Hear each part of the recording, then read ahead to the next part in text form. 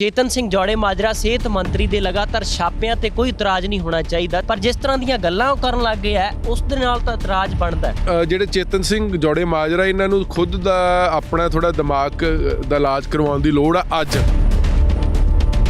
ਚੇਤਨ ਮਾਜਰਾ ਹੈ ਕੌਣ, ਕਿੰਨੇ ਰਾਈਟ ਦੇਤਾ ਇਹਨੂੰ ਚੇਤਨ ਮਾਜਰੇ ਨੂੰ ਕਿ ਕਿਸੇ ਏਡੇ ਵੱਡੇ ਬੰਦੇ ਦੀ ਤੁਸੀਂ ਇੱਕ ਪੀਐਨ ਦੀ ਨਹੀਂ ਇਨਸਲਟ ਕਰ ਸਕਦੇ ਹੈਗੇ।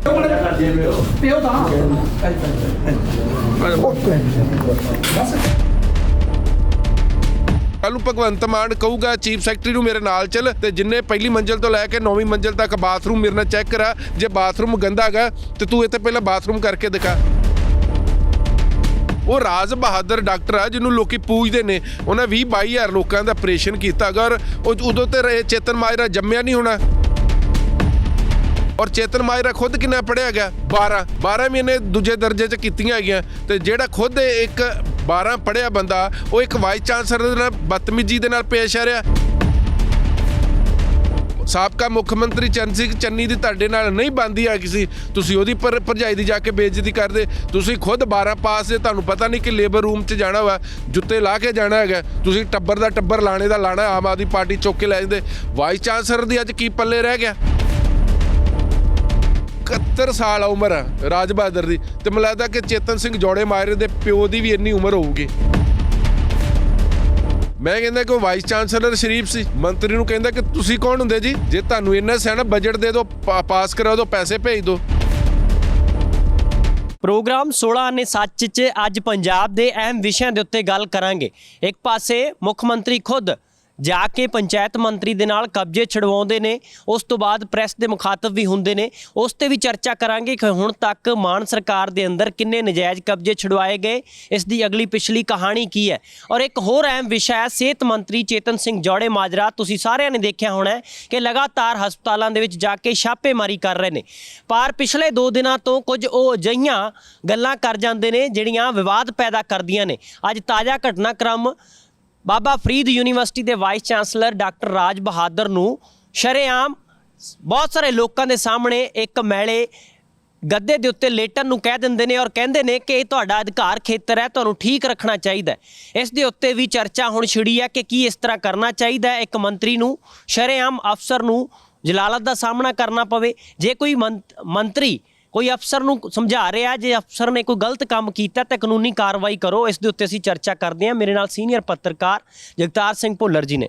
ਭੁੱਲਰ ਸਾਹਿਬ, ਚੇਤਨ ਸਿੰਘ ਜੌੜੇ ਮਾਜਰਾ ਸਿਹਤ ਮੰਤਰੀ ਦੇ ਲਗਾਤਾਰ ਛਾਪਿਆਂ ਤੇ ਕੋਈ ਇਤਰਾਜ਼ ਨਹੀਂ ਹੋਣਾ ਚਾਹੀਦਾ ਤੇ ਸਾਰੇ ਲੋਕ ਸਲਾਹ ਵੀ ਰਹੇ ਆ, ਪਰ ਜਿਸ ਤਰ੍ਹਾਂ ਦੀਆਂ ਗੱਲਾਂ ਉਹ ਕਰਨ ਲੱਗ ਗਏ ਆ ਉਸ ਦੇ ਨਾਲ ਤਾਂ ਇਤਰਾਜ਼ ਬਣਦਾ।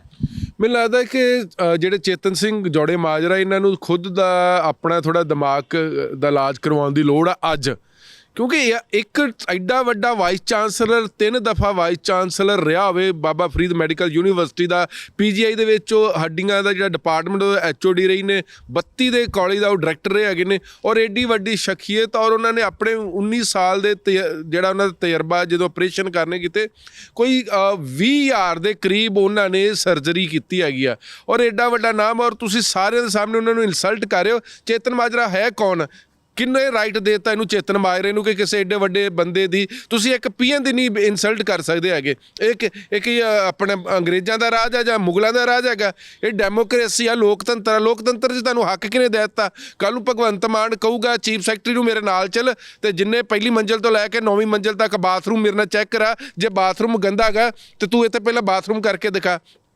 ਇਹ ਪੰਜਾਬ ਦੇ ਵਿੱਚ ਇਹਨਾਂ ਲੋਕਾਂ ਨੇ ਹਾਲਾਤ ਬਣਾਉਣੇ ਹੈਗੇ ਨੇ। ਮੈਨੂੰ ਲੱਗਦਾ ਹੈ ਕਿ ਚੇਤਨ ਮਾਜਰੇ ਨੂੰ ਤੁਰੰਤ ਮਾਫੀ ਮੰਗਣੀ ਚਾਹੀਦੀ ਆ। ਉਹ ਰਾਜ ਬਹਾਦਰ ਡਾਕਟਰ ਆ ਜਿਹਨੂੰ ਲੋਕੀ ਪੂਜਦੇ ਨੇ, ਉਹਨਾਂ 20-22 ਹਜ਼ਾਰ ਲੋਕਾਂ ਦਾ ਆਪਰੇਸ਼ਨ ਕੀਤਾ ਅਗਰ ਉਦੋਂ ਤੇ ਚੇਤਨ ਮਾਜਰਾ ਜੰਮਿਆ ਨਹੀਂ ਹੋਣਾ। ਜਦੋਂ ਦਾ ਉਹਨਾਂ ਨੇ ਮੈਡੀਕਲ MBBS ਕੀਤੀ ਹੈਗੀ ਆ ਤੇ ਉਹਦਾ ਤੁਸੀਂ ਬਾਇਓਗ੍ਰਾਫੀ ਪੜ੍ਹ ਕੇ ਦੇਖੋ, ਤੁਸੀਂ ਹੈਰਾਨ ਹੋ ਜਾਓਗੇ ਕਿ ਇੰਨੇ ਲੰਮੇ ਚੌੜੀ ਉਹਨਾਂ ਦੀ ਬਾਇਓਗ੍ਰਾਫੀ। ਔਰ ਚੇਤਨ ਮਾਜਰਾ ਖੁਦ ਕਿੰਨਾ ਪੜ੍ਹਿਆ ਗਿਆ, 12 ਮਹੀਨੇ ਦੂਜੇ ਦਰਜੇ 'ਚ ਕੀਤੀਆਂ ਹੈਗੀਆਂ ਤੇ ਜਿਹੜਾ ਖੁਦ ਇੱਕ 12 ਪੜ੍ਹਿਆ ਬੰਦਾ ਉਹ ਇੱਕ ਵਾਈਸ ਚਾਂਸਲਰ ਦੇ ਨਾਲ ਬਦਤਮੀਜ਼ੀ ਦੇ ਨਾਲ ਪੇਸ਼ ਆ ਰਿਹਾ। ਕੱਲ੍ਹ ਨੂੰ ਕਹੂਗਾ ਕਿ ਤੁਸੀਂ ਆਪਰੇਸ਼ਨ ਕਰਕੇ ਦਿਖਾਓ, ਤੁਹਾਨੂੰ ਆਪਰੇਸ਼ਨ ਨਹੀਂ ਕਰਨ ਦਾ ਮੰਨਿਆ, ਉੱਥੇ ਪ੍ਰਬੰਧ ਨਹੀਂ ਹੈਗੇ। ਤੁਸੀਂ ਦਫ਼ਤਰ ਦੇ ਵਿੱਚ ਬੈਠ ਕੇ ਕਹਿ ਸਕਦੇ ਕਿ ਵਾਈਸ ਚਾਂਸਲਰ ਸਾਹਿਬ ਇਹ ਗਲਤ ਆ, ਸਫਾਈ ਰੱਖੋ। ਤੁਹਾਡਾ ਕੀ ਫਾਇਦਾ? ਪਿਛਲੇ ਤੁਸੀਂ ਜਦੋਂ ਦੇ ਮੰਤਰੀ ਬਣੇ ਨੇ 10-12 ਹਸਪੀਟਲਾਂ ਦੇ ਵਿੱਚ ਤੁਸੀਂ ਛਾਪੇ ਕਰ ਰਹੇ, ਤੁਹਾਡਾ ਰਾਈਟ ਆ, ਪਰ ਤੁਹਾਡਾ ਕੀ, ਤੁਹਾਡੀ ਵਕਤ ਕੀ ਹੈ, ਤੁਹਾਡੀ ਇੱਜ਼ਤ ਕੀ ਹੈਗੀ ਕਿ ਹਲੇ ਤੱਕ ਸਰਕਾਰੀ ਦਫ਼ਤਰਾਂ ਦੇ ਵਿੱਚ ਜਿਹੜੇ ਹਸਪੀਟਲ ਆ ਉਹ ਸਹੀ ਨਹੀਂ ਹੋਏ? ਫਿਰ ਛਾਪਾ ਮਾਰਨ ਦਾ ਕੀ ਫਾਇਦਾ ਹੈਗਾ? ਡੁੱਬ ਕੇ ਮਰ ਜਾਣਾ ਚਾਹੀਦਾਗਾ। ਜੇ ਤੁਹਾਡੇ ਇੱਕ ਛਾਪੇ ਮਾਰਨ ਤੋਂ ਬਾਅਦ ਸਿਸਟਮ ਨਹੀਂ ਸੁਧਰਿਆਗਾ ਤੇ ਤੁਸੀਂ ਕੀ ਲੈਣਾ ਹੈਗਾ? ਤੁਸੀਂ ਲੋਕਾਂ ਨੂੰ ਬੇਇੱਜ਼ਤੀ ਕਰ ਕੋਈ ਸਾਬਕਾ ਮੁੱਖ ਮੰਤਰੀ ਚਰਨ ਸਿੰਘ ਚੰਨੀ ਦੀ ਤੁਹਾਡੇ ਨਾਲ ਨਹੀਂ ਬਣਦੀ ਆ ਕਿਸੇ, ਤੁਸੀਂ ਉਹਦੀ ਭਰਜਾਈ ਦੀ ਜਾ ਕੇ ਬੇਇੱਜ਼ਤੀ ਕਰਦੇ। ਤੁਸੀਂ ਖੁਦ 12 ਪਾਸ ਦੇ, ਤੁਹਾਨੂੰ ਪਤਾ ਨਹੀਂ ਕਿ ਲੇਬਰ ਰੂਮ 'ਚ ਜਾਣਾ ਵਾ, ਜੁੱਤੇ ਲਾ ਕੇ ਜਾਣਾ ਹੈਗਾ। ਤੁਸੀਂ ਟੱਬਰ ਦਾ ਟੱਬਰ ਲਾਣੇ ਦਾ ਲਾਣਾ, ਆਮ ਆਦਮੀ ਪਾਰਟੀ ਚੁੱਕ ਕੇ ਲੈ ਜਾਂਦੇ। ਵਾਈਸ ਚਾਂਸਲਰ ਦੀ ਅੱਜ ਕੀ ਪੱਲੇ ਰਹਿ ਗਿਆ? ਡਾਕਟਰ ਰਾਜ ਬਹਾਦਰ ਦੇ ਪੱਲੇ ਕੀ ਰਹਿ ਗਿਆ? ਔਰ ਮੈਂ ਤਾਂ ਡਿਮਾਂਡ ਕਰਦਾ ਕਿ ਜਿਹੜੇ ਇੰਡੀਅਨ ਮੈਡੀਕਲ ਐਸੋਸੀਏਸ਼ਨ ਹੈਗੇ, ਤੁਰੰਤ ਵੱਡਾ ਐਕਸ਼ਨ ਲੈਣਾ ਚਾਹੀਦਾ ਸਰਕਾਰ ਦੇ ਖਿਲਾਫ। ਇਹਨੂੰ ਰਾਈਟ ਕਿਹਨੇ ਦੇ ਦਿੱਤਾ ਹੈਗਾ? ਭਗਵੰਤ ਮਾਨ ਨੂੰ ਮਾਫੀ ਮੰਗਣੀ ਚਾਹੀਦੀ ਹੈਗੀ ਇਸ ਬੰਦੇ ਦੇ ਕਾਰਨ। ਸਿਹਤ ਮੰਤਰੀ ਖੁਦਾ ਹੋ ਗਿਆ, ਠੀਕ ਆ, ਉੱਥੇ ਪ੍ਰਬੰਧ ਮਾੜੇ ਹੋ ਸਕਦੇ ਨੇ। ਹੁਣ ਵਾਈਸ ਚਾਂਸਲਰ ਨੇ ਗੱਦੇ ਥੋੜ੍ਹੇ ਚੈੱਕ ਕਰਨੇ ਹੈਗੇ ਨੇ, ਜਿਹਨੂੰ ਉਹਦਾ ਪ੍ਰਬੰਧ ਆ, ਮੈਡੀਕਲ ਟੈਸਟ ਲੈਣੇ ਨੇ ਜਾਂ ਹੋਰ ਪ੍ਰਬੰਧ ਦੇਖਣੇ ਨੇ। ਥੱਲੇ registrar, assistant registrar, deputy registrar ਹੈਗੇ ਨੇ। ਆਪਾਂ ਮੰਨ ਕੇ ਚੱਲਦੇ ਕਿ ਉਹਨਾਂ ਦਾ ਕਸੂਰ ਹੈਗਾ, ਡਾਕਟਰ ਰਾਜ ਬਹਾਦਰ ਦਾ ਕਸੂਰ ਹੈ, ਪਰ ਸਿਹਤ ਮੰਤਰੀ ਨੂੰ ਕਿੰਨੇ ਰਾਈਟ ਦੇਤਾ ਕਿ ਐਡੇ ਵੱਡੀ ਸ਼ਖਸੀਅਤ ਦੇ ਨਾਲ ਬਦਤਮੀਜ਼ੀ ਕਰਕੇ ਲੰਮੇ ਪੈ ਕੇ ਦਿਖਾਓ ਜੀ, ਤੁਹਾਨੂੰ ਪਤਾ ਲੱਗੇ। ਕਾਰਨ ਕੀ ਸਮਝੀਏ ਕਿ ਤਜਰਬੇ ਦੀ ਘਾਟ ਹੈ, ਸਿਆਸਤਦਾਨ ਵਜੋਂ ਮੰਤਰੀ ਦੀ ਕੁਰਸੀ ਨਵੀਂ ਮੇਲੀ ਹੈ, ਫਤੂਰ ਹੈ ਦਿਮਾਗ ਦੇ ਉੱਤੇ, ਇਸ ਕਰਕੇ ਸਾਰਾ ਕੁਝ। ਮੈਨੂੰ ਤਾਂ ਲੱਗਦਾ ਫਤੂਰ ਆ। ਕਹਿੰਦੇ ਹੁੰਦੇ ਨਾ ਸਿਆਣੇ, ਕਹਿੰਦੇ ਤੇ ਜਦੋਂ ਛੋਟਾ ਭਾਂਡਾ ਜਲਦੀ ਭਰ ਜੇ ਨਾ ਫਿਰ ਇਦਾਂ ਦਾ ਹੀ ਹੁੰਦਾ। ਆਮ ਆਦਮੀ ਪਾਰਟੀ ਵਾਲਿਆਂ ਦੇ ਵੀ ਇਦਾਂ ਹੀ ਹੋ ਗਿਆ, ਬਦਤਮੀਜ਼ੀ। ਇੱਕ ਜਲੰਧਰ ਦਾ ਐਮਐਲਏ ਸ਼ੀਤ ਅੰਗਰਾਲ, 9 ਔਰ ਤੇ ਪਰਚੇ ਦਰਜ ਹੈਗੇ ਨੇ ਸ਼ਰਾਬਾਂ ਦੇ, ਕੁੱਟਮਾਰ ਦੇ, 420 ਦੇ, ਆਰਮ ਐਕਟ ਦੇ। ਉਹ ਜਾ ਕੇ ਏਡੀਸੀ ਨੂੰ ਧਮਕਾਉਂਦਾ। ਇਹਨਾਂ ਦੀ ਅਨਮੋਲ ਗਗਨ ਮਾਨ ਸੀ, ਐਮਐਲਏ ਸੀ, ਚਲੋ ਹੁਣ ਮੰਤਰੀ ਬਣ ਗਈ, ਉਹ ਜਾ ਕੇ ਡੀਐਸਪੀ ਦੀ ਕੁਰਸੀ ਤੇ ਬੈਠ ਗਈ। ਉਹ ਜਿਹੜਾ ਲਾਭ ਸਿੰਘ ਉਗੋਕੇ, ਉਹ ਜਾ ਕੇ ਪ੍ਰਿੰਸੀਪਲ ਦੀ ਕੁਰਸੀ ਤੇ ਜਾ ਕੇ ਬੈਠ ਗਿਆ। ਇਹਨਾਂ ਨੂੰ ਰਾਈਟ ਕਿਹਨੇ ਦੇ ਦਿੱਤਾ ਹੈਗਾ? ਇੰਨੇ ਅਨਪੜ੍ਹ ਤਾਂ ਨਹੀਂ ਹੋ ਸਕਦੇ, ਦਿਮਾਗ ਖਰਾਬ ਹੋ ਗਿਆ ਇਹਨਾਂ ਦਾ ਅਸਲ ਦੇ ਵਿੱਚ। ਔਰ ਜਿਹੜਾ ਅੱਜ ਇਹਨਾਂ ਨੇ ਕੀਤਾ ਨਾ ਚੇਤਨ ਸਿੰਘ ਜੌੜੇ ਮਾਜਰਾ ਨੇ, ਇਹਨੇ ਪੂਰੀ ਡਾਕਟਰਾਂ ਦੀ ਬੇਇੱਜ਼ਤੀ ਕੀਤੀ। ਔਰ ਮੈਨੂੰ ਲੱਗਦਾ ਕਿ ਡਾਕਟਰ ਸਾਰੇ ਹੜਤਾਲ ਤੇ ਜਾਣਗੇ। ਤੁਸੀਂ ਰਾਜ ਬਹਾਦਰ ਦਾ, ਤੁਸੀਂ ਇੱਕ, ਤੁਹਾਨੂੰ ਰਾਈਟ ਨਹੀਂ, ਕਾਨੂੰਨ ਨਹੀਂ ਰਾਈਟ ਦਿੰਦਾ ਕਿ ਤੁਸੀਂ ਇੱਕ ਚਪੜਾਸੀ ਦੀ ਵੀ ਇਨਸਲਟ ਕਰੋ। ਤੁਸੀਂ ਕਰਨਾ ਰਾਜ ਬਹਾਦਰ ਦੇ ਡਾਕਟਰ ਸਾਹਿਬ ਨੂੰ ਦਫ਼ਤਰ 'ਚ ਬਿਠਾਉਂਦੇ ਕਿ ਵਾਈਸ ਚਾਂਸਲਰ ਸ਼ੋਭਾ ਨਹੀਂ ਦਿੰਦਾ। ਥੋੜਾ ਜਿਹਾ ਦਫ਼ਤਰੋਂ ਬਾਹਰ ਨਿਕਲ ਕੇ ਤੁਸੀਂ ਬਾਹਰ ਵੀ ਦੇਖ ਲਿਆ ਕਰੋ। ਅੰਦਰ ਕੰਮ ਬੰਦ ਕਮਰੇ 'ਚ ਮੀਟਿੰਗ ਹੋ ਸਕਦੀ। ਤਾਂ ਜਵਾਬ ਲੈ ਸਕਦੇ ਸੀ, ਲਿਖਤੀ ਰੂਪ ਦੇ ਵਿੱਚ ਉਹਨਾਂ ਦੇ ਕੋਲ ਅਧਿਕਾਰ ਖੇਤਰ ਹੈ, ਉਹਨਾਂ ਨੂੰ ਕਹਿ ਸਕਦੇ ਸੀ ਕਿ ਇਹਦਾ ਜਵਾਬ ਚਾਹੀਦਾ, ਕਿਉਂ ਇੰਨੀ ਗੰਦਗੀ ਹੈ, ਕਿਉਂ ਨਹੀਂ ਪ੍ਰਬੰਧ ਸਹੀ ਕੀਤੇ ਗਏ ਹਸਪਤਾਲਾਂ ਦੇ। ਹਾਂ, ਤੁਸੀਂ ਲਿਖਤੀ ਜਵਾਬ ਮੰਗ ਲਓ, ਤੁਸੀਂ ਗਵਰਨਰ ਨੂੰ ਭੇਜ ਦਿਓ, ਗਵਰਨਰ ਨੂੰ ਭੇਜ ਦਿਓ, ਚੀਫ ਸੈਕਟਰੀ ਨੂੰ ਭੇਜ ਦਿਓ, ਮੈਡੀਕਲ ਸੈਕਟਰੀ ਨੂੰ ਭੇਜ ਦਿਓ, ਮੁੱਖ ਮੰਤਰੀ ਨੂੰ ਭੇਜ ਦਿਓ ਕਿ ਵਾਈਸ ਚਾਂਸਲਰ ਅਸੀਂ ਬਦਲਣਾ ਹੈਗਾ। ਮੰਨਿਆ ਕਿ ਡਾਕਟਰ ਰਾਜ ਬਹਾਦਰ ਇੱਕ ਪੋਲੀਟੀਕਲ ਬੰਦਾ, ਕਿ ਬਾਦਲ ਸਾਹਿਬ ਨੇ ਵੀ ਉਹਨਾਂ ਨੂੰ ਵਾਈਸ ਚਾਂਸਲਰ ਆਤਾ, ਕੈਪਟਨ ਅਮਰਿੰਦਰ ਸਿੰਘ ਨੇ ਤੀਜੀ ਵਾਰ ਐਕਸਟੈਂਸ਼ਨ ਲੈਤੀ 2014 'ਚੋਂ। ਮੰਨਿਆ, ਕਿਉਂਕਿ ਅੱਜ ਕੱਲ੍ਹ ਸਾਰਾ ਜਿੰਨਾ ਚਿਰ ਤੁਹਾਡਾ ਸਿਆਸਤ ਦੇ ਵਿੱਚ ਤੁਹਾਡਾ ਗੱਠ ਜੋੜ ਨਹੀਂ ਹੈਗਾ, ਉਹ ਇੱਕ ਵੱਖਰਾ ਪੱਖ ਹੈਗਾ ਕਿ ਤੁਸੀਂ ਸਿਆਸੀ ਲੋਕਾਂ ਨਾਲ ਮਿਲ ਕੇ ਚਾਪਲੂਸੀ ਕਰਕੇ, ਉਹ ਮੰਨਿਆ ਹੈਗਾ। ਉੱਥੇ ਭਰਤੀਆਂ ਵੀ ਕਹਿੰਦੇ ਉਹ ਹੋ ਰਹੀਆਂ ਵਾ, ਗਲਤ ਹੋ ਰਹੀਆਂ, ਮੰਨਿਆ। ਹੇਰਾ ਫੇਰੀ ਹੋ ਰਹੀ ਆ, ਠੱਗੀਆਂ ਹੋ ਰਹੀਆਂ, ਗਲਤ ਭਰਤੀ ਹੋ ਰਹੀ ਆ। ਤੀਜੀ ਵਾਰ ਉਹ ਉਪ ਕੁਲਪਤੀ ਬਣ ਗਏ ਨੇ 2014 ਤੋਂ ਲੈ ਕੇ ਹੁਣ ਤੱਕ, ਸਭ ਕੁਝ ਮੰਨਿਆ। ਪਰ ਸਿਹਤ ਮੰਤਰੀ ਦਾ ਜਿਹੜਾ ਅੱਜ ਦਾ ਐਕਸ਼ਨ ਹੈਗਾ ਉਹ ਬਰਦਾਸ਼ਤ ਕਰਨ ਯੋਗ ਨਹੀਂ ਹੈ, ਉਹ ਗਲਤ ਆ। ਉਹ ਕਿਤੇ ਵੀ ਨਹੀਂ ਦਿੰਦਾ ਹੈਗਾ, ਉਹ ਵਿਹਾਰ ਦਾ ਹਿੱਸਾ ਨਹੀਂ ਹੈਗਾ, ਸਾਡੇ ਸਲੀਕੇ 'ਚ ਨਹੀਂ ਹੈ, ਸਾਡੇ ਸੰਸਕਾਰ 'ਚ ਨਹੀਂ ਹੈਗਾ। ਔਰ ਤੁਸੀਂ ਇਹ ਨਹੀਂ ਹੈ ਕਿ ਸਿਹਤ ਮੰਤਰੀ ਬਣ ਕੇ ਆ ਕੇ ਤੇ ਤੁਸੀਂ ਖੁਦਾ ਲੱਗੇ ਜਿਹਨੂੰ ਮਰਜ਼ੀ ਜਾ ਕੇ ਬੇਇੱਜ਼ਤੀ ਕਰ ਦਿਓ। ਤੁਹਾਡੇ ਕੋਲ ਰਾਈਟ ਹੈ, ਤੁਸੀਂ ਲਿਖ ਕੇ ਭੇਜ ਦਿਓ, ਤੁਹਾਡੇ ਕੋਲ ਤਾਕਤ ਆ, ਤੁਹਾਡੇ ਕੋਲ ਸਰਕਾਰ ਆ। ਵਾਈਸ ਚਾਂਸਲਰ ਨੂੰ ਹਟਾ ਦਿਓ, ਗਵਰਨਰ ਨੂੰ ਲਿਖ ਕੇ ਭੇਜ ਦਿਓ ਕਿ ਇਹਨੂੰ ਹਟਾਇਆ ਜਾਵੇ, ਇਹ ਬੰਦਾ ਕਾਬਲ ਨਹੀਂ ਹੈਗਾ। ਪਰ ਇਹ ਕਿੱਥੋਂ ਦੀ ਸਿਆਣਪ ਹੈਗੀ ਆ? 71 ਸਾਲ ਉਮਰ ਆ ਰਾਜ ਬਹਾਦਰ ਦੀ, ਤੇ ਮੈਨੂੰ ਲੱਗਦਾ ਕਿ ਚੇਤਨ ਸਿੰਘ ਜੌੜੇ ਮਾਜਰੇ ਦੇ ਪਿਓ ਦੀ ਵੀ ਇੰਨੀ ਉਮਰ ਹੋਊਗੀ, ਘੱਟੋ ਘੱਟ ਇੰਨੀ ਤੇ ਖਿਆਲ ਰੱਖ ਲੈਂਦਾ। ਮੰਨਿਆ, ਮੈਂ ਕਹਿੰਦਾ ਕਿ ਬੇਕਸੂਰਵਾਰ ਡਾਕਟਰ ਰਾਜ ਬਹਾਦਰ, ਉਹਦੀ ਜ਼ਿੰਮੇਵਾਰੀ ਬਣਦੀ ਹੈ ਕਿ ਜਾ ਕੇ ਚੈੱਕ ਕਰੇ, ਠੀਕ ਹੈ। ਪਰ ਅੱਗੇ ਡਿਊਟੀਆਂ ਵੰਡੀਆਂ ਹੁੰਦੀਆਂ, ਆਪਾਂ ਕਹਿੰਦੇ ਚਲੋ ਸਾਰਾ ਅੱਜ ਦਾ ਸਾਰਾ ਕਸੂਰ ਹੀ ਇਹਦਾ ਕੱਢ ਦਿੰਦੇ ਡਾਕਟਰ ਰਾਜ ਬਹਾਦਰ ਦਾ, ਠੀਕ ਹੈ। ਪਰ ਚੇਤਨ ਮਾਜਰੇ ਦਾ ਕਸੂਰ ਨਹੀਂ ਹੈਗਾ ਯਾਰ। 100 ਬੰਦੇ ਨੇ ਜਿਹੜੇ PMT ਟੈਸਟ ਬੱਚੇ ਕਰਕੇ ਪੜ੍ਹ ਰਹੇ ਨੇ ਵੱਖ-ਵੱਖ ਪੰਜਾਬ ਦੇ ਕਾਲਜਾਂ ਦੇ ਵਿੱਚ, ਜਾਂ ਵੱਡੇ ਡਾਕਟਰ, ਉਹਨਾਂ ਦੇ ਪੱਲੇ ਉਹ ਕੀ ਸੋਚਣਗੇ ਰਾਜ ਬਹਾਦਰ ਬਾਰੇ? ਯਾਰ ਅਸੀਂ ਤੈਨੂੰ ਗੁਰੂ ਮੰਨਦੇ ਹੈਗੇ, ਤੇ ਜੇ ਗੁਰੂ ਦੀ ਇੰਨੀ ਬੇਇੱਜ਼ਤੀ ਹੋ ਗਈ ਆ ਕਿ ਤੁਸੀਂ ਇੱਕ ਗੰਦੇ ਜਿਹੇ ਬੈੱਡ ਤੇ ਜਾ ਕੇ ਸਟੋਰ ਦੇ ਵਾਗੇ ਕਹਿੰਦੇ ਲੰਮੇ ਪੈ ਕੇ ਦਿਖਾਓ।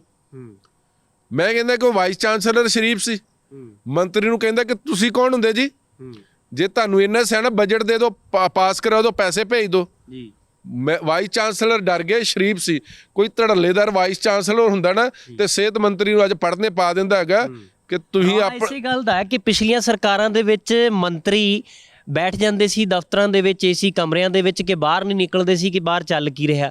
ਹੁਣ ਜਦੋਂ ਇਹ ਨਿਕਲਣ ਲੱਗੇ ਆ ਤੇ ਇਹਨਾਂ ਨੂੰ ਤਰੀਕਾ ਸਲੀਕਾ ਨਹੀਂ ਆ ਰਿਹਾ ਕਿ ਕੰਮ ਕਿਵੇਂ ਕਰਨਾ ਹੈ। ਇਹਦੇ ਵਿੱਚ ਤਾਂ ਪੰਜਾਬ ਦੇ ਲੋਕ ਹੀ ਪੀੜਤ ਹੋਏ ਨਾ ਪਹਿਲਾਂ ਵੀ, ਕਿ ਪਹਿਲਾਂ ਕਾਰਵਾਈਆਂ ਨਹੀਂ ਹੋ ਰਹੀਆਂ, ਜੇ ਹੁਣ ਕਾਰਵਾਈ ਕਰਨ ਲੱਗੇ ਤੇ ਤਰੀਕੇ ਗਲਤ ਹੋ ਆਪਾਂ ਕਹਿੰਦੇ ਕਾਰਵਾਈ ਕਰੋ, ਤੁਹਾਡੇ ਕੋਲ ਲਿਖਤੀ ਕਾਰਵਾਈ ਕਰੋ, ਤੁਸੀਂ ਉਹਨਾਂ ਨੂੰ ਕਾਰਜਕਾਰੀ ਹਟਾ ਸਕਦੇ, ਤੁਹਾਡੇ ਕੋਲ ਰਾਈਟ ਆ। ਸਰਕਾਰ ਕੋ ਕੀ ਨਹੀਂ ਰਾਈਟ ਹੈਗਾ, ਜਿੰਨੇ ਸਰਕਾਰਾਂ ਕੋ ਰਾਈਟ ਆ, ਬਹੁਤ ਜ਼ਿਆਦਾ ਰਾਈਟ ਆ, ਤੇ ਤੁਸੀਂ ਲਿਖ ਕੇ ਭੇਜ ਦਿਓ ਗਵਰਨਰ ਨੂੰ। ਹਾਲਾਂਕਿ ਵਾਈਸ ਚਾਂਸਲਰ ਜਿਹੜੇ ਹੁੰਦੇ ਨੇ ਗਵਰਨਰ ਹੀ ਹਟਾ ਸਕਦਾ, ਜਾਂ ਉਹਦੇ 'ਚ ਡਿਫਾਈਨਡ ਕੀਤਾ ਕੋਈ ਹੇਰਾ ਫੇਰੀ ਗੜਬੜੀ ਕੋਈ ਇਦਾਂ ਦੇ ਦੋਸ਼ ਆ ਗਏ ਉਹਦੇ ਤਹਿਤ ਤੁਸੀਂ ਹਟਾ ਸਕਦੇ। ਮਾੜੇ ਪ੍ਰਬੰਧਾਂ ਨੂੰ ਲੈ ਕੇ ਤੁਸੀਂ ਉਹਨਾਂ ਨੂੰ ਛੁੱਟੀ ਭੇਜ ਸਕਦੇ ਹੈਗੇ। ਪਰ ਇਹ ਕਿਥੋਂ ਕਹਿਦਾ ਕਿ ਯਾਰ ਤੂੰ ਲੰਮੇ ਪੈ ਕੇ ਦਿਖਾ ਗੰਦੇ ਬੈੱਡ ਤੇ।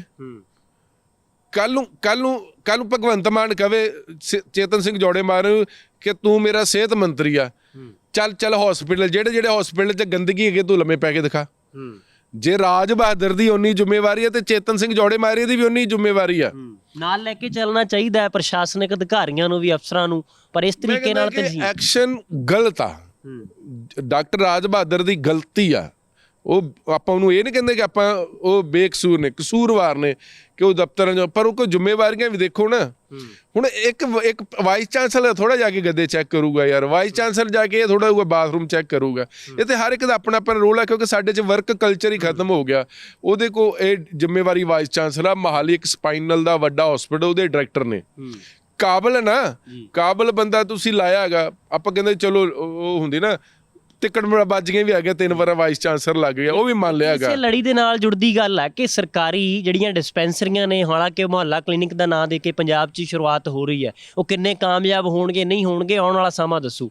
ਪਰ ਉੱਥੇ ਦਵਾਈਆਂ ਨਹੀਂ ਪਹੁੰਚ ਰਹੀਆਂ, ਦਵਾਈਆਂ ਦੀ ਪੂਰਤੀ ਕਿਵੇਂ ਕਰਨੀ ਹੈ, ਸਟਾਫ ਹੈ ਜਿੱਥੇ ਘੱਟ ਉੱਥੇ ਕਿਵੇਂ ਰੈਗੂਲਰ ਕਰਨਾ ਹੈ, ਇਹ ਸਾਰੀਆਂ ਚੀਜ਼ਾਂ ਵੱਲ ਵੀ ਧਿਆਨ ਜਾਣਾ ਚਾਹੀਦਾ। ਇਹ ਦੇਖ ਲਓ ਕਿ ਸਿਹਤ ਮੰਤਰੀ ਦੀ ਸਿਆਣਪ ਦੇਖ ਲਓ। ਉਧਰ ਪੱਤਰਕਾਰ ਨੇ ਪੁੱਛਿਆ ਹੈਗਾ ਜੀ, ਜਿਹੜੇ ਇੱਕ ਮਹੱਲਾ ਕਲੀਨਿਕ ਤੇ 20 ਲੱਖ ਰੁਪਏ, ਕਹਿੰਦਾ ਮੈਨੂੰ ਨਹੀਂ ਪਤਾ।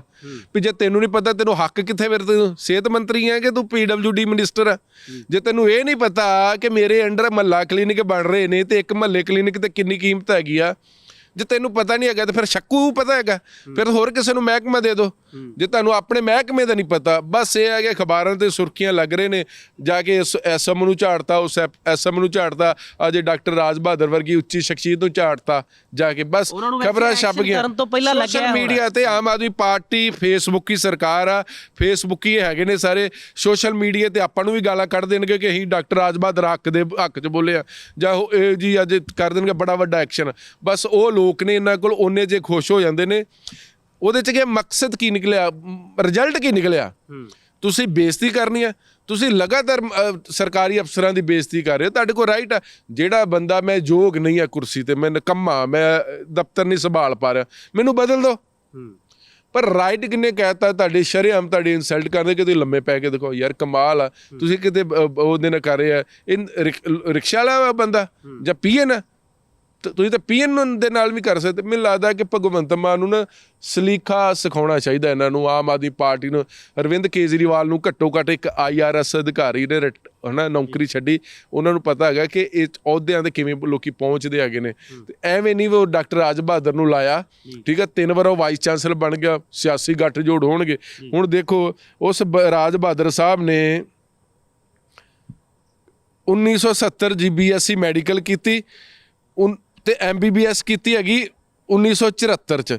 ਬੰਦਾ 1974 ਜਿਹਨੇ MBBS ਕੀਤੀ ਹੋਵੇ, 89 'ਚ ਉਹਨਾਂ ਨੇ MS ਔਰਥੋ ਕੀਤੀ ਹੈਗੀ ਆ ਬਨਾਰਸ ਯੂਨੀਵਰਸਿਟੀ ਤੋਂ, ਫਿਰ MNAMS ਕੀਤੀ ਨੈਸ਼ਨਲ ਬੋਰਡ ਆਫ ਐਗਜ਼ਾਮੀਨੇਸ਼ਨ, ਫਿਰ FICA ਕੀਤੀ 1900 ਇੰਟਰਨੈਸ਼ਨਲ ਕਾਲਜ USA ਤੋਂ। ਮਤਲਬ ਡਿਗਰੀਆਂ ਉਹਨਾਂ ਦੀਆਂ ਭਰੀਆਂ ਪਈਆਂ, ਅਜੇ ਤੱਕ ਉਹ ਪੜ੍ਹੀ ਜਾ ਰਹੇ ਨੇ, ਠੀਕ ਹੈ ਜੀ।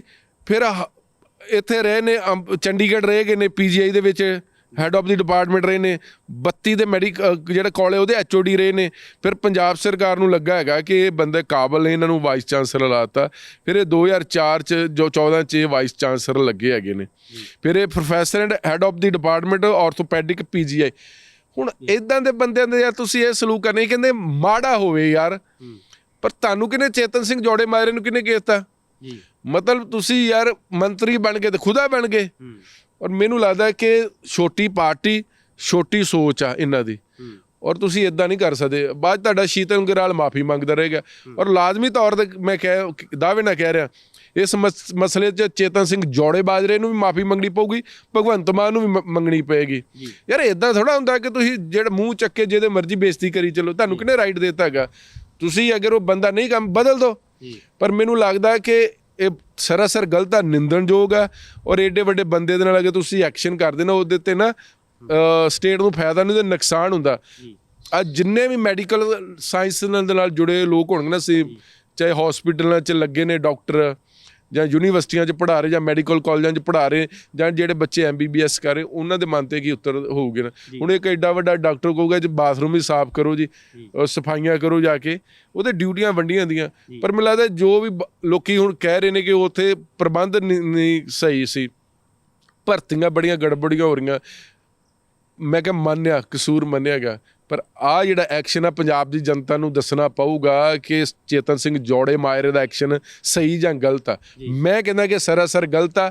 ਇਹ ਉਹਨਾਂ ਦਾ ਕੰਮ ਕਰਨ ਦਾ ਤਰੀਕਾ ਗਲਤ ਆ। ਥੋੜ੍ਹਾ ਜਿਹਾ ਪੜ੍ਹ ਲਿਖ ਲੈਣ, ਵਿਚਾਰ ਲੈਣ ਕਿ ਕਿਵੇਂ ਪੇਸ਼ ਆਉਣਾ ਗਾ।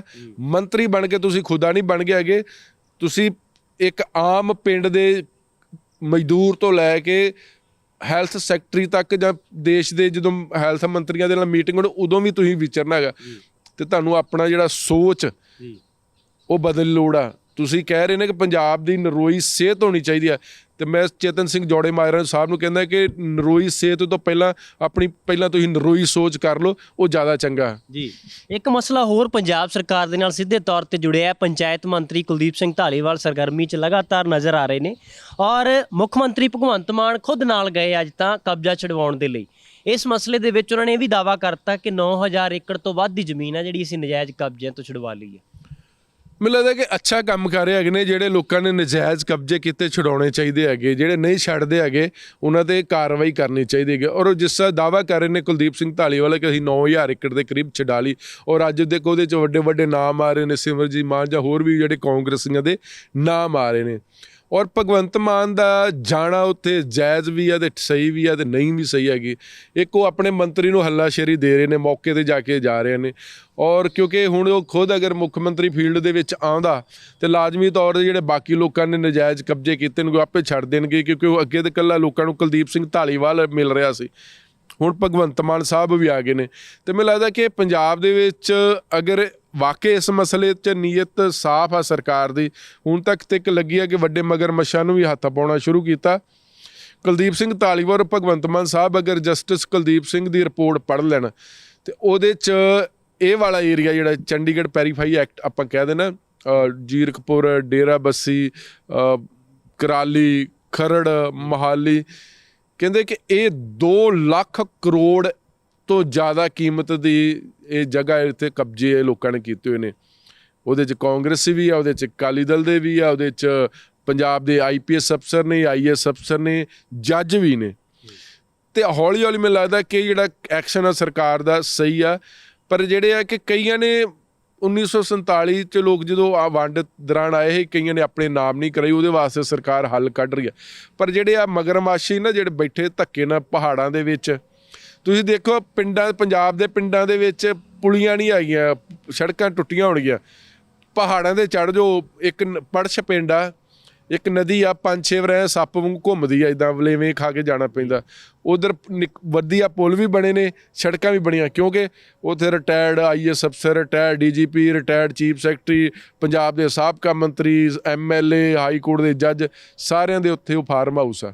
ਤੇ ਮੈਨੂੰ ਲੱਗਦਾ ਕਿ ਭਗਵੰਤ ਮਾਨ ਸਾਹਿਬ ਦਾ ਜਿਹੜਾ ਸਰਕਾਰ ਦਾ ਇਹ ਐਕਸ਼ਨ ਜ਼ਬਰਦਸਤ ਆ, ਕੰਟੀਨਿਊ ਕਰਨਾ ਚਾਹੀਦਾ। ਤੇ ਨਾਲ ਦੀ ਨਾਲ ਕਬਜ਼ੇ ਲੈ ਕੇ ਸਰਕਾਰ ਮਹਿਕਮੇ ਦੇ ਹਵਾਲੇ ਕਰ ਦੇਣਾ ਚਾਹੀਦਾ ਹੈ। ਬਹੁਤ ਸ਼ੁਕਰੀਆ ਜੀ, ਧੰਨਵਾਦ। ਤਾਂ ਅਸੀਂ ਇਹਨਾਂ ਮਸਲਿਆਂ ਦੇ ਉੱਤੇ ਗੱਲਬਾਤ ਕੀਤੀ। ਇੱਕ ਪਾਸੇ ਮਾਨ ਸਰਕਾਰ ਦੀ ਕਾਰਵਾਈ ਨਜਾਇਜ਼ ਕਬਜ਼ਿਆਂ ਦੀ ਛੁਡਵਾਉਣ ਲਈ ਸ਼ਲਾਘਾਯੋਗ ਹੈ, ਜਿਸ ਨੇ ਵੀ ਨਜਾਇਜ਼ ਕਬਜ਼ੇ ਕੀਤੇ ਨੇ ਉਹ ਜਲਦੀ ਤੋਂ ਜਲਦੀ ਛੁਡਵਾਏ ਵੀ ਜਾਣੇ ਚਾਹੀਦੇ ਨੇ, ਤਾਂ ਕਿ ਉਹ ਜ਼ਮੀਨ ਹੈ ਜਿਹੜੀ ਉਹ ਸਰਕਾਰ ਦੇ ਵੀ ਕੰਮ ਆ ਸਕਦੀ ਹੈ। ਪਰ ਇੱਕ ਪਾਸੇ ਸਿਹਤ ਮੰਤਰੀ ਦੀ ਜਿਸ ਤਰ੍ਹਾਂ ਦੀ ਸਲੀਕਾ ਤੇ ਤਰੀਕਾ ਸਾਹਮਣੇ ਆ ਰਿਹਾ, ਇਹ ਕਾਫੀ ਨਿੰਦਣਯੋਗ ਹੈ। ਤੇ ਇਸ ਦੇ ਉੱਤੇ ਸਿਹਤ ਮੰਤਰੀ ਕਦੋਂ ਧਿਆਨ ਦਿੰਦੇ ਨੇ, ਕਦੋਂ ਇਸ ਗੱਲ ਨੂੰ ਧਿਆਨ 'ਚ ਰੱਖ ਕੇ ਅੱਗੇ ਵੱਧਦੇ ਨੇ, ਇਹ ਵੀ ਆਉਣ ਵਾਲਾ ਸਮਾਂ ਦੱਸੇਗਾ। ਫਿਲਹਾਲ 16 ਆਨੇ ਸੱਚ ਪ੍ਰੋਗਰਾਮ ਵਿੱਚ ਇੰਨਾ ਹੀ। ਮੈਨੂੰ ਦਿਓ ਆਗਿਆ। ਧੰਨਵਾਦ।